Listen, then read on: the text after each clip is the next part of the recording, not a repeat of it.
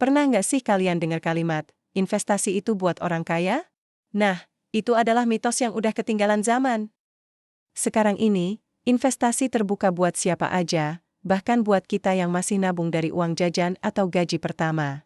Dengan reksadana, kita bisa investasi mulai dari nominal kecil, dan itu nggak bercanda, benar-benar bisa dimulai dari Rp10.000. Reksadana adalah salah satu instrumen investasi yang paling pas buat kita yang masih newbie alias pemula di dunia investasi. Karena dengan reksadana, uang kita dikelola oleh manajer investasi profesional. Jadi, kita nggak perlu pusing-pusing belajar analisis pasar atau mantengin grafik saham yang sering bikin kepala cenut-cenut. Manajer investasi ini seperti tutor pribadi yang bantu kita pilih instrumen terbaik supaya cuan kita bisa maksimal. Salah satu keunggulan reksadana yang sering kali bikin orang tertarik adalah diversifikasinya.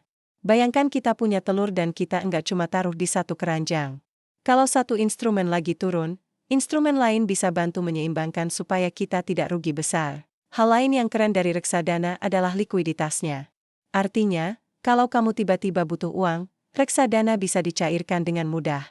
Ini beda banget sama properti atau investasi lain yang biasanya butuh waktu lebih lama buat cair. Reksadana juga nggak cuma satu jenis. Ada reksadana pasar uang, pendapatan tetap, campuran, sampai saham. Masing-masing punya profil risiko yang berbeda. Kalau kamu lebih suka main aman, reksadana pasar uang mungkin cocok. Tapi kalau kamu berani ambil risiko lebih tinggi buat dapat hasil yang lebih besar, reksadana saham bisa jadi pilihan. Reksadana punya kelebihan dari sisi pajak.